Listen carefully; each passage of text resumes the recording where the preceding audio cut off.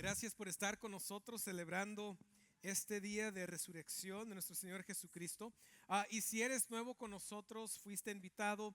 Hemos estado en una serie estudiando el libro de Marcos, el Evangelio de Marcos, verso por verso y capítulo por capítulo. Hoy terminamos ya 2 años en este libro, y hoy lo vamos a terminar con, no es secreto, la resurrección de nuestro Señor Jesucristo. Amén. Entonces, bienvenido y gracias por estar con nosotros. A los que son de casa, vamos a estar en Marcos 15, versículos 40 hasta el versículo 8 del capítulo 6 de Marcos. Yo me acuerdo hace unos años, cuando mi hijo estaba chico. Hoy ya tiene 14 años, ya está casi de mi altura. Pero cuando él era chico, 4 años, 5 años, me acuerdo una vez que estábamos en parque, la familia jugando, y mi hija mayor había escalado una pared de bardas y lo escaló, llegó, y esta pared era casi 5 o 6 pies de altura. Lo escaló, pudo, subió, tiró la pierna y bajó por el otro lado. Y mi hijo, para no quedarse atrás, dice: yo lo hago, yo lo hago. Y él llega y él empieza, ay, porque tiene nervios de las alturas. Él llega y nomás agarra una de las barras y empieza a escalar poco a poco. Y les digo, para él agarrar la segunda barra, él ya pensaba que estaba a 6 pies de altura, porque empieza a ver, pero ay, papi, yo no puedo, yo no puedo. Y digo: sí puedes, mijo.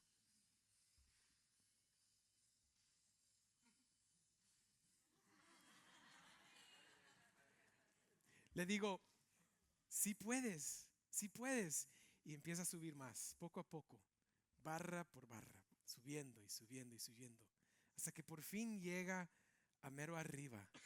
Casi, casi, porque lo estaba deteniendo ya casi todo el subir. Pero llega arriba y se me paralizó de miedo. ¿Y ahora qué hago? ¿Qué hace? Mi hijo: ¿vas a tirar la pierna del otro? No, no, yo ya no me puedo mover, papi, ya no me puedo mover, no. Y está así, agarrado con las barras, y no, no me puedo, no, ya no me puedo mover, no me puedo mover. ¿Por qué?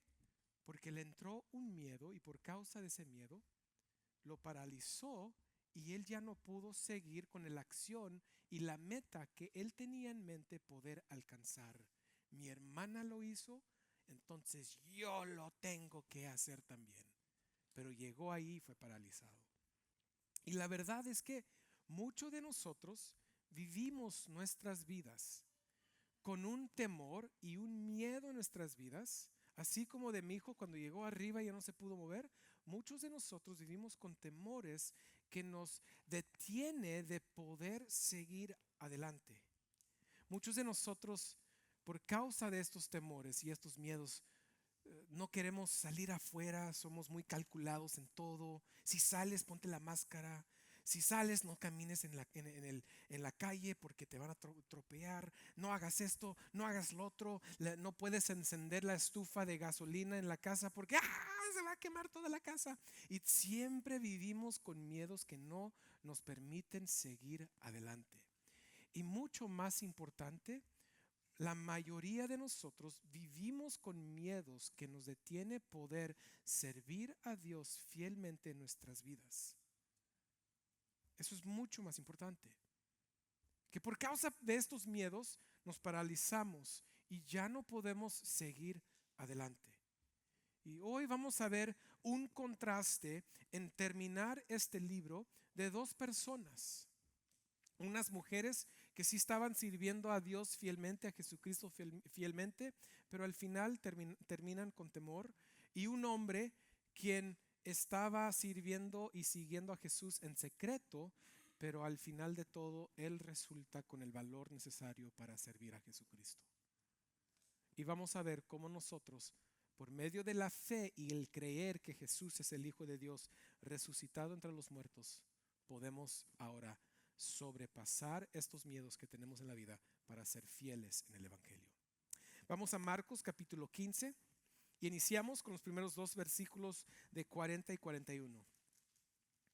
Dice esto, dice, había también unas mujeres mirando de lejos, entre las que estaban María Magdalena, María, la madre de Jacobo el menor y de José, y Salomé, las cuales cuando Jesús estaba en Galilea, los seguían y les servían, y había muchas otras que habían subido con él a Jerusalén. Marcos está cerrando este episodio, está cerrando su narrativa, está cerrando su historia de la muerte de nuestro Señor Jesucristo, que la semana pasada vimos que Él por 3 horas sobre la cruz, cuando hubo oscuridad, tomó sobre Él toda la ira y la justicia infinita de Dios en ese momento. Sabemos porque cuando resultó la luz de nuevo y se fue las tinieblas, Él dice, consumado es. Ahora Él diciendo, ya mi trabajo es completo, ya terminó, y Él con su autoridad y soberanía ahora le entrega su espíritu al Padre. ¿Por qué? Porque Él había terminado la obra de tomar sobre Él la ira del Padre y el juicio del Padre, de Dios, por causa de nuestros pecados ahí en ese momento. Y después entrega su espíritu, y Marcos cierra esto con darnos un poco de información sobre 3 mujeres especialmente, quienes estaban allí con Jesús. Los apóstoles, los grandes apóstoles, hombres, ¿dónde estaban? Dispersos. Habían abandonado a Jesucristo. El único que se menciona que sí llegó a estar en la cruz fue Juan, porque Jesús le dice, Juan, aquí está tu madre, le entrega la responsabilidad de su mamá María a su apóstol Juan. Y es el único que se menciona, pero los demás no están cerca. Las otras personas que están ahí junto con Jesucristo durante este momento a la pie de la cruz son los líderes religiosos que se burlaban de él, quien ellos fueron los que le pusieron el juicio de ser crucificado, de blasfemia, que él había dicho era el Hijo de Dios. Y por causa de eso ellos lo entregaron a Pilato para poder llevar esto en la vida de Jesús. También estaban los soldados, los romanos. Habíamos también escuchado que el centurión fue el único en todo el libro que dio una declaración, proclamación, después de ver cómo Jesús entregó su espíritu. Él dice, en verdad, Él es el Hijo de Dios. Marco, cerrando su libro así como lo abrió, diciendo, este es el evangelio del Mesías, el Hijo de Dios. Ahora lo está cerrando con la proclamación que Él es Hijo de Dios. Y en este momento, estas 3 mujeres junto con otras mujeres estaban cerca, pero como el tiempo iba, se hicieron para atrás y para atrás y para atrás y para atrás, hasta ser simplemente aquellas que están viendo a la distancia lo que está sucediendo con Jesús. Quizás fue por miedo, fue por nervios. Su esperanza terminó ahí con Jesucristo, y ellas se alejaron y se alejaron. Pero no se nos puede olvidar que Marcos dice que ellas están presentes y los apóstoles no. La cobardía de los apóstoles se ve, y ellas, el servicio de ellas fielmente a Jesús se ve. Sabemos esto porque Marcos dice que ellas ministraban a Jesús. De hecho, el verbo que él utiliza en el versículo 1 es un verbo que es continuo, que siempre lo servían y siguen sirviéndolo. Nunca terminó el servicio de ellas hacia Jesús. Muchos tienen la pregunta que en la banda de Jesús, en el grupo de los discípulos de Jesús, ¿eran solo él y los 12 o era un grupo más grande? Y los discípulos de Jesús era un grupo más grande. Dentro de ellos habían muchas mujeres que se nos dice, ellas servían a Jesús y le ministraban a Jesús fielmente. De hecho, Marcos solo nos dice que 2 personas ministraron a Jesús en su libro. El primero fueron los santos ángeles, El primer capítulo y el segundo son estas mujeres que seguían a Jesús. Dentro de ellas son tres que se mencionan. La primera es María Magdalena. Lucas nos dice que María Magdalena fue una mujer que tenía 7 demonios. Jesucristo los expulsó y después de ese momento María Magdalena se entregó al servicio de nuestro Señor Jesucristo y lo estaba siguiendo durante su vida y ministerio. Junto con ella también está María, madre de Jacobo el menor, que está haciendo la diferencia entre Jacobo. O Santiago, muchos lo conocen como Santiago, está haciendo una diferencia con él. Y esta mujer, María, madre de Jacobo el menor y de José, era la esposa de Alfeo, quien en Mateo capítulo 10 versículo 3 nos dice, él es el papá de estos hombres. Entonces Marcos está identificando María Magdalena, María, madre de Jacobo el menor y de José, y luego la última es Salomé. Salomé, ¿quién es? Salomé es la mamá o la madre de Jacobo el mayor, podemos decir, y Juan, los hijos de Zebedeo. Si se acuerdan, estuvieron con nosotros. Ellos son los dos que le dicen a Jesucristo, permítanos a nosotros sentarnos a tu diestra y tu derecha, a tu diestra y tu izquierda en tu reino. Ella es la mamá de ellos. Estas tres mujeres se mencionan en este momento y es muy importante a lo largo del testimonio de la resurrección de Jesús. ¿Por qué? Porque lo que vamos a ver es que hay un grupo de personas, tres mujeres que están siguiendo uno al poder testificar, él murió, a poder testificar, esa es la tumba donde lo metieron, ahí lo acostaron, y también para poder ser las primeras, quizás por su fidelidad al servicio de Jesús, en dar testimonio de la resurrección. Esto también es importante culturalmente. Si ustedes conocen los debates que tenemos contra el Evangelio, los ateos dicen, los judíos dicen que Jesucristo, el cuerpo de Jesús, fue robado por sus discípulos. Y así ellos explican la ausencia del cuerpo de Jesús en la tumba al tercer día. Pero les propongo algo.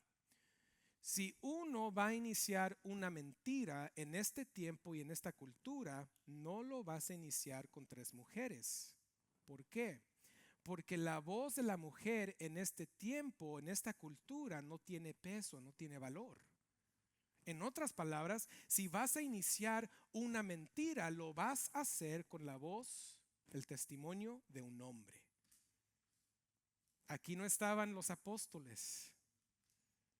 El testimonio de la resurrección de Jesús no inició con Pedro, inició con estas mujeres, y lo vamos a ver más adelante. Pero esto es muy importante para nosotros quienes hemos recibido el testimonio de Jesucristo.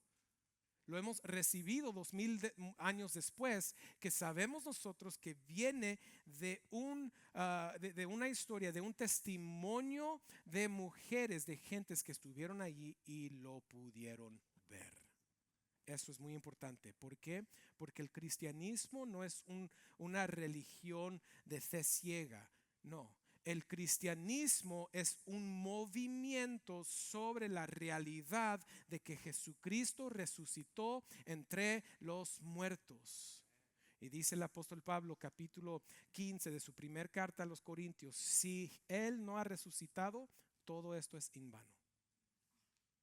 Miserables nosotros, dice, porque todo depende de la resurrección. Y aquí vemos a tres mujeres que Dios escogió para poder ver que uno primero ha muerto.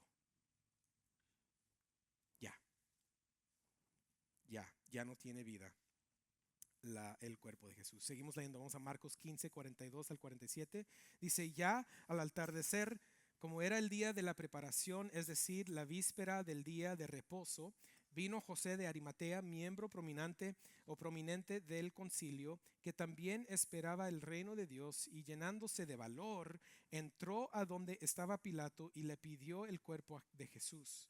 Pilato se sorprendió de que ya hubiera muerto, y llamando al centurión, le preguntó si ya estaba muerto. Y al comprobar esto, por medio del centurión, le concedió el cuerpo a José, quien compró un lienzo de lino y bajando el cuerpo de la cruz, lo envolvió en el lienzo de lino y lo puso en un sepulcro que había sido excavado en la roca, e hizo rodar una piedra a la entrada del sepulcro. Y María Magdalena y María, la madre de José, miraban para saber dónde lo ponían. El versículo 47, de nuevo, ¿a quién introduce Marcos? A las mismas mujeres, dos de las mismas mujeres que estaban para poder ver que él había muerto. Y ahora aquí están ellas de nuevo de testigas o testigos que Jesucristo, el cuerpo de él, fue acostado en esta tumba. En otras palabras, no tenemos una equivocación de cuál tumba Jesús fue enterrado, pero ellas estuvieron ahí para ver. En el versículo 42 dice al atardecer. ¿Y por qué es importante eso? Porque para ellos ese día, a bajar el sol, iba a ser el día de reposo. Y para el día de reposo, los judíos y los romanos habían y se pusieron de acuerdo que cuando crucifican a alguien en Jerusalén, ellos no pueden dejar los cuerpos de los crucificados sobre la cruz en el día del reposo. Entonces los tenían que remover. Es por eso que ahora José de Arimatea, él viene con Pilato y él dice la Biblia que le entró un valor, pero él le pide el cuerpo a ¿quién? A Pilato. ¿Y quién es este José de Arimatea? Pues José de Arimatea era un hombre prominente del concilio. ¿Qué significa eso? Eso significa que José de Arimatea era parte del Sanedrín. Era un hombre prominente en la religión, en la sociedad, y él tenía mucha influencia. Pero a la misma vez, así como Nicodemo fue un discípulo en silencio de Jesús, José de Arimatea se da a conocer en este momento como también un seguidor de Jesús. Por eso es que dice que aquí que le entró un valor para ir y pedirle el cuerpo de Jesús. Ahora, iglesia, la pregunta, sabiendo quién es José de Arimatea, ¿por qué valor?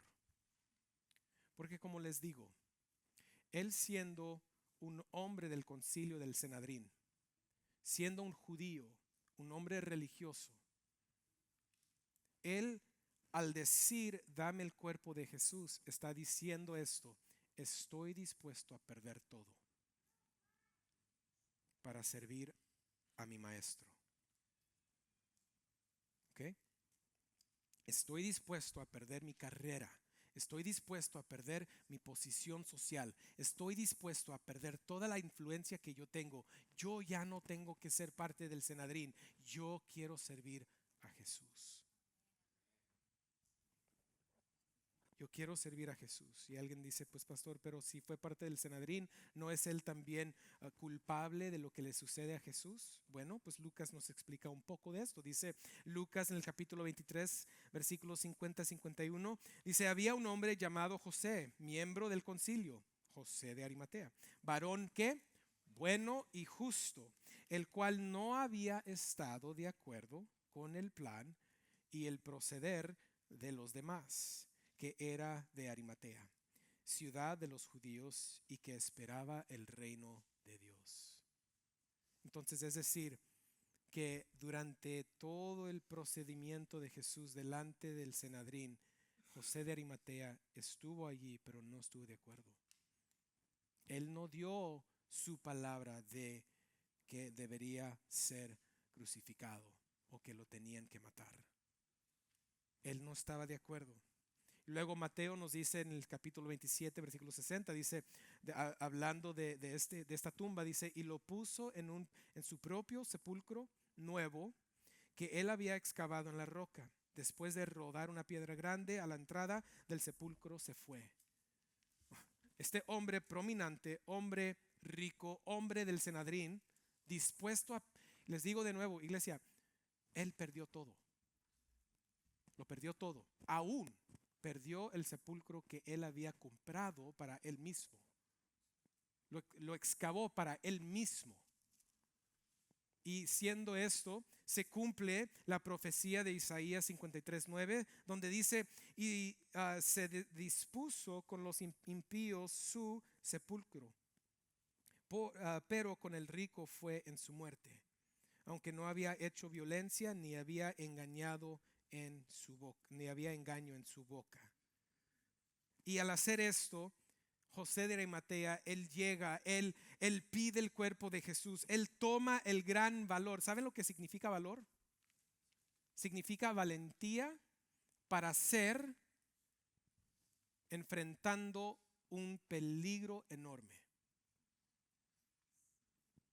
Él lo supo, él sabía lo que significaba él llegar y decir, denme el cuerpo de Jesús. Yo soy seguidor de Jesús, está diciendo.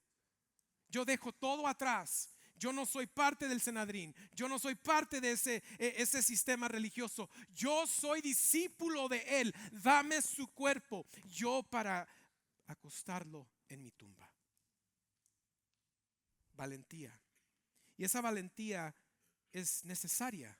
Es necesario en nuestras vidas. Fue necesario en su vida. Y es necesario para nosotros poder tomar un paso de acción en nuestra vida, así como José lo está tomando. ¿Se acuerdan la historia de mi hijo? Él está completamente paralizado al escalar esta pared. Y está arriba y no, papá, no puedo. Le digo, mira, tira la pierna al otro lado. No, bájame. No te voy a bajar. En amor le dije, iglesia. No en frustración, no te voy a bajar. Si te bajo, ¿qué vas a aprender? ¿Qué vas a aprender si yo te rescato ahorita? No. Tira el pie al otro lado. No puedo. Si puedes. No, papá, no puedo. Sí puedes. Y lo empieza. Ay, no. Ya lo tenías del otro lado, mijo. Sigue. Ay, y luego ya llegué al otro lado. Muy bien. Y yo me fui al otro lado de la pared. Estaba atrás de él así. Le digo, mira, si te caes, estoy aquí para pescarte. No te vas a caer en el piso. ¿Estás seguro? ¿Estás seguro? Sí, te voy a pescar. No, es que no puedes. No eres lo suficiente fuerte. Claro que sí puedo, le digo. Aquí estoy. Y con esa aseguranza, ¿qué sucede? Le entró la valentía a mi hijo y pudo voltearse completamente y empezar a bajar esa pared.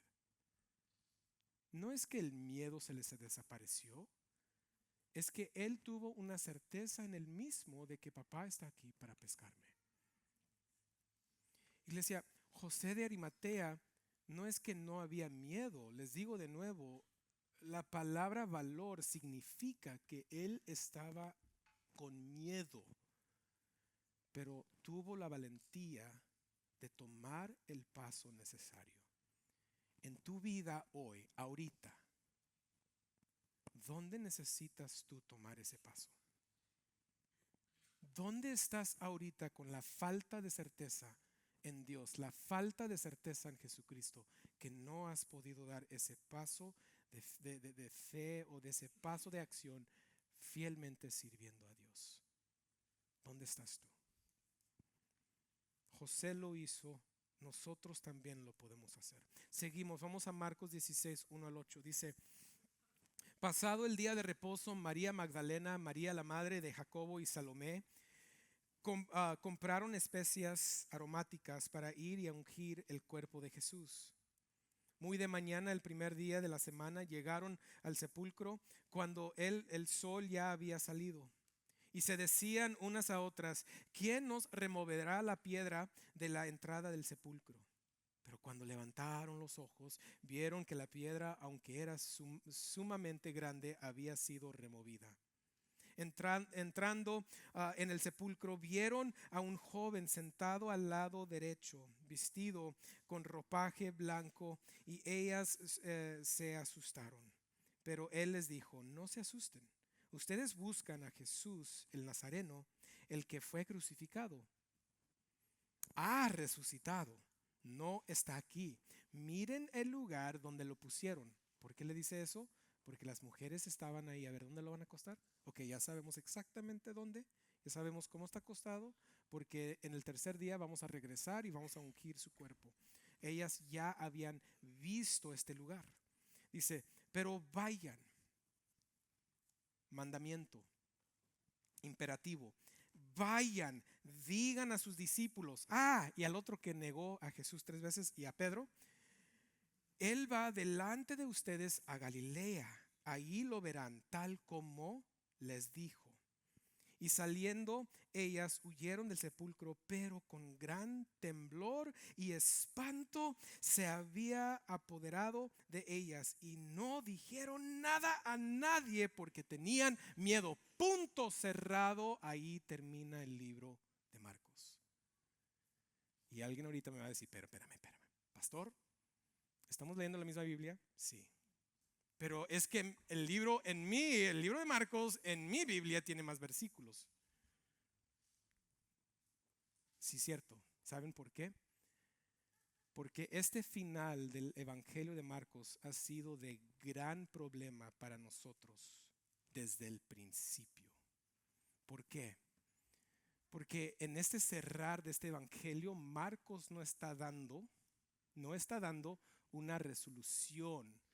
Jesús no está visitando a los discípulos, simplemente nos está dejando con una verdad y una acción que hacer sobre esa verdad. ¿Cuál es la verdad? Ya les dije, este es el Evangelio de Jesucristo el Mesías, el Hijo de Dios. Y durante el libro no hubo ningún otro humano que dio esa declaración, menos el centurión que lo hizo verdaderamente proclamando que Jesús es el Hijo de Dios. Si hemos escuchado que Dios, o hemos leído que Dios el Padre dijo 2 veces en el libro, este es mi Hijo, ¿sí? Después del bautizo, y luego en el monte de transfiguración dice, Él es mi Hijo, escúchenlo. Dios el Padre ha afirmado que Jesús es el Hijo, pero el centurión fue el único ser humano de hacer esta declaración. Y ya al cerrar, ya a decir esta declaración, ahora Marcos nos da la verdad de la resurrección que afirma que Jesús es el Hijo de Dios. Si no hubiera sido el Hijo de Dios, no hubiera resucitado. Pero como Jesucristo resucitó entre los muertos, Él sí es el Hijo de Dios. Y ahora, al saber eso, solo tienes 2 cosas que puedes hacer. 1, creer y actuar, o seguir en incredulidad y no hacer nada por causa del miedo. Es la única opción que nos da Marcos. Y por causa de esta manera de terminar su evangelio, escribas desde hace muchos años, casi desde el principio del evangelio de Marcos, empezaron a sobreimponer el final de Lucas en este libro. Y esos son los versículos 9 en adelante. Pero esos no están en las manuscrituras originales de Marcos. Lo que tenemos en los originales es esto. Llegó hasta este punto, tuvieron miedo y no hicieron nada. Problemático, ¿no? Pero ¿cómo podemos cerrar con miedo? Pues porque todos nosotros nos tenemos que enfrentar con una verdad. Y esa verdad es esta: o vamos a creer que Jesús es el Hijo de Dios o no. Primero. Segundo, cuando tú crees en eso, ¿qué haces? ¿Qué vas a hacer con ese evangelio? Lo que sucedió con las mujeres aquí fue de temor. No fueron de valor como José de Arimatea. Ellas fueron de temor. Temor de fobos, de no poder hacer nada, estar con un terror en ellos para no poder hacer la obra. Pero todos tenemos esa pregunta. Y al llegar a esta parte de las escrituras también llegamos a la gran duda de muchos. Yo tenía un amigo quien estaba en un grupo de comunidad con nosotros en casa, y una vez me dice: Adrián, yo estoy bien con todo en la Biblia, lo único que como que se equivocaron un poco fue que dice que Jesús resucitó entre los muertos el tercer día. Ayúdame con eso, por favor. Muere el viernes y el domingo, que es el segundo día, ahora es el tercer día. ¿Cuántos de ustedes han tenido esa duda? Y la mayoría de nosotros Hemos tenido una duda así, hemos dicho, no, pero pues es que la Biblia nunca se equivoca, no te preocupes, es un detalle chico, mira, el Evangelio te salva. Pero nunca llegamos a la resolución, ¿correcto? Ok, les voy a dar la respuesta. ¿Listos? Ok, el tiempo es lo siguiente. Uno, viernes a las 3 de la tarde es cuando muere Jesucristo. Ok, viernes a las 3 de la tarde muere Jesucristo. Ese es el día que, uno, digan conmigo, día uno. Ok, el viernes al anochecer en el tiempo de los judíos iniciaba el siguiente día. So, al anochecer el viernes, ahora estamos en el sábado y ahora estamos en el segundo día. ¿Estamos bien? ¿Siguen conmigo? Y luego el sábado al anochecer estamos en el domingo, que ahora es el tercer día. Entonces Jesús resucitó entre los muertos, así como él había dicho que lo iba a hacer. En el tercer día resucitó entre los muertos. Muy sencillo, ¿no? ¿Sencillo? ¿Sí? ¿Fácil? ¿Ya? ¿Todos estamos de acuerdo? Digan conmigo, yo creo el tiempo. Hombre, todos tienen dudas. Después puedo contestar esas dudas. Y lo mismo sucede que llegando aquí, esas tres mismas mujeres ahora están en el sepulcro. Ellas ven al ángel como joven sentado y él les da la declaración muy sencillo de Marco. Me encanta, muy sencillo. Ustedes buscan a Jesús de Nazaret, él no está aquí, ha resucitado. Y lo siguiente, así como les ha dicho. Jesús una vez dijo, tus hermanos tienen la palabra de Dios, tienen a los profetas y tienen a la ley de Moisés. Si no le creen a ellos, que es la palabra de Dios, no le van a creer a nadie. Iglesia, el Evangelio nos viene por el vivir de Jesús, las enseñanzas de Jesús, la muerte de Jesús, el sepulcro de Jesús y la resurrección de Jesús. Nosotros tenemos solo una decisión que hacer y eso es, ¿lo creo o no? Pero muchos de nosotros estamos paralizados con el miedo. Así como en el libro de Marcos, que ha sido un tema, también muchos fueron paralizados con miedo. En Marcos capítulo 4, versículo 41, cuando Jesús está dormido en la barca y ellos están luchando con la tormenta, él calma la tempestad y dice que les entró un gran terror. No es un temor reverente, es un terror, porque ellos dicen, si Él puede hacer eso con la tempestad, ¿qué nos va a hacer a nosotros? En Marcos 5:33, cuando una mujer le toca el manto, ella es sanada. Pero cuando es tiempo de descubrir quién tocó el manto de Jesús, ella tuvo temor. En el versículo 36, en esa misma historia, Jesús da la diferencia de temor y creer. En Marcos 6:50, cuando vino caminando Jesús sobre las aguas, sus discípulos llenos de terror, de nuevo, fobos, esta misma palabra que termina Marcos diciendo que ellas tenían, este mismo fobos, este mismo temor, este mismo terror les entró porque ellos pensaban que Jesús era fantasma. En Marcos 9:6, cuando estaban sobre la monte de transfiguración, dice que a Pedro y a Jacobo y a Juan les entró un temor, no sabían ni qué decir por el terror, paralizados. Y aquí en Marcos 16:8, de nuevo les entra un gran terror, las paraliza y ellas no pueden compartir el testimonio de la resurrección. Yo sé que en los otros evangelios, el testimonio completo es que ellas de repente sí llegan a poder testificar, sí lo conocemos, pero quizás porque Jesús se tuvo que aparecer con ellas. Acuerden que Jesús le dice a Tomás, bienaventurado eres tú porque has visto y has creído, pero más bienaventurados son aquellos que no han visto y creen.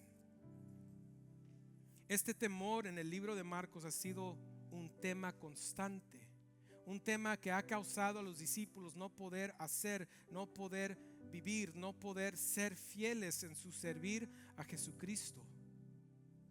Y en nuestras vidas muchas veces este temor es lo que a nosotros nos detiene. Hay una historia de un misionero que cuenta que hubo una jovencita quienes ella y su familia fueron a testificar del evangelio con un grupo de personas que no lo habían escuchado. Al llegar, la familia fue secuestrada, mataron a sus papás y ella presa por culpa de estas personas que habían matado a la familia. Ella siguió con la misión de compartir el evangelio con ellos, hasta por fin ella dar su vida como sus papás también lo dio. Esta historia ha sido algo que ha dado mucho valentía, le ha dado mucha motivación a muchos misioneros. ¿Por qué? Porque ella enfrente de la muerte, enfrente del miedo, aún pudo actuar. Pablo dice que para mí el vivir es Cristo y morir es ganancia. Cuando uno llega a creer en Jesucristo, todo lo que no conocemos, todo lo que decimos es que no sabemos qué va a suceder mañana y no sabemos qué va a suceder hoy. Ay. Y tenemos tanto miedo. Pero cuando conocemos a Jesús, el Hijo de Dios que pudo profetizar su muerte y su resurrección, sabiendo que Él es eterno, sabiendo que Él es soberano, que Él es omnisciente, que Dios es omnipresente, ya sabiendo todo eso, ¿qué temor deberíamos tener nosotros? Y si sí tenemos un temor, podemos llegar con Él y con esa fe y esa certeza que tenemos en Él, tomar un paso de acción correcta. Y en vez de estar paralizados en nuestros pecados, en nuestro miedo, en nuestro terror, ahora podemos por la fe tomar el paso de compartir el evangelio, de vivir el evangelio, de dar nuestras vidas por el evangelio. Porque si tengo la certeza en el que es eterno, ¿qué más necesito? Unos síntomas de el miedo es que puedes estar en Cristo, en la iglesia, y llega tiempos difíciles y te separas, te separas de los demás. Eso es síntoma del miedo. Otro síntoma del miedo es la falta de creencia en Jesús.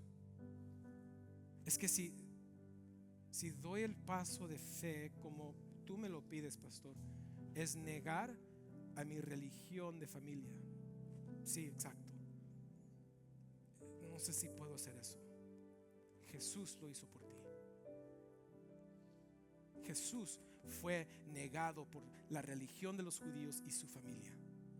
Aún su mamá dijo: él está loco. Jesús fue negado. Si has llegado a la fe en el Hijo de Dios, quien Marco nos ha presentado, nosotros deberíamos estar dispuestos a tomar estos pasos. Y muchos de nosotros hemos vivido la vida por mucho tiempo fieles con Dios, con la iglesia, pero por miedo de que la iglesia me va a engañar de nuevo, me va a causar daño, ya no quiero ser fiel. Y a ti te digo esto: yo no te puedo prometer que aquí no va a haber heridas. Todos todavía batallamos y luchamos con el pecado, no somos perfectos. Aún un día yo te voy a causar daño. Eso sucede. Pero lo que sí sé es que si todos nosotros nos unimos en el amor de Dios y en la certeza de que Jesús es el Hijo de Dios y nosotros somos parte de su cuerpo, aún cuando nosotros nos hacemos daño, nos podemos pedir perdón, podemos seguir en esa unidad, no por causa nuestra, pero por causa de Él. Y sí se puede cumplir, sí se puede ver y sí se puede hacer. ¿Cuál es tu terror? ¿Cuál es? Yo he escuchado y he hablado y platicado con personas que dicen: pastor, es que si yo vivo mi vida como tú dices, yo sé que se van a burlar de mí en el trabajo. nos encanta una frase: y ahí me bajo de la cruz.